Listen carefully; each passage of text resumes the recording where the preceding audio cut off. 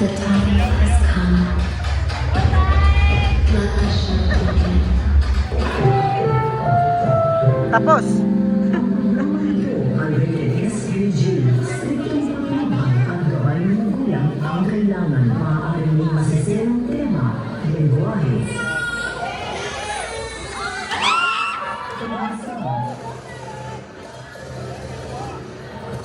Sexual.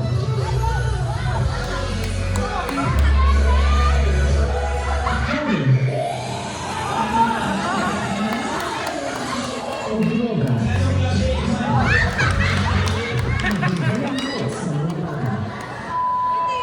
Ano ba ang lahat? Hinahandog ng accounting, purchasing at HR department ang isang matatanging storyang sigurado nagbibigay ng tawa, kilig at kaunting sana all. Pinamagatang regalo ng Pasko. Office break time. Oo guys, malapit na ang Pasko. Pero, may hindi isang masaya. Si Marco? Asus? Wala na naman daw jowa. Baka kailangan lang ng kaibigan. Hindi jowa. Ay, ako na naman. Ako na naman mag-ita. Habang ang lahat, masayang nag-uusap, si Marco, tahimik lang, naghahanap ng magpapainit na malamig na Pasko.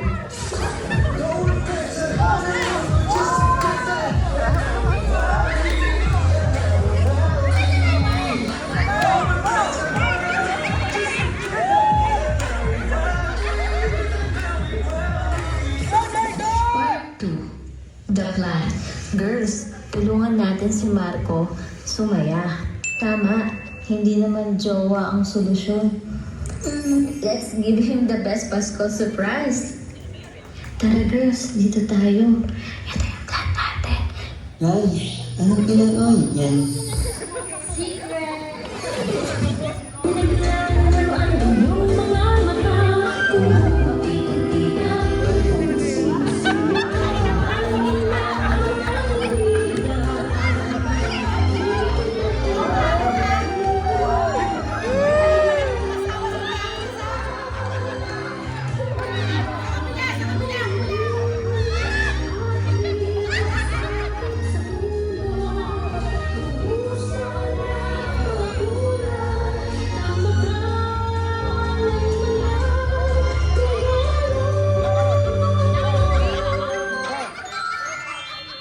Part 3. Regalo.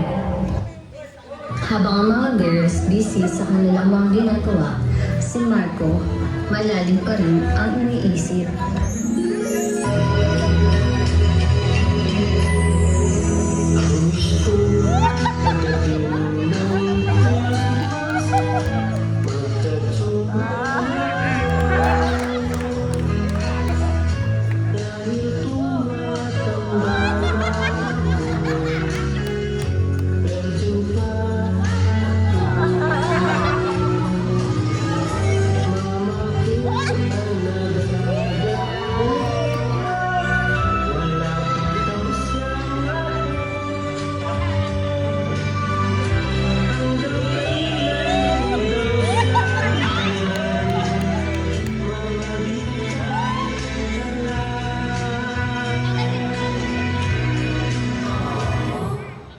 Di ang mama, hindi ka napapatakin hanggang ngayong Pasko.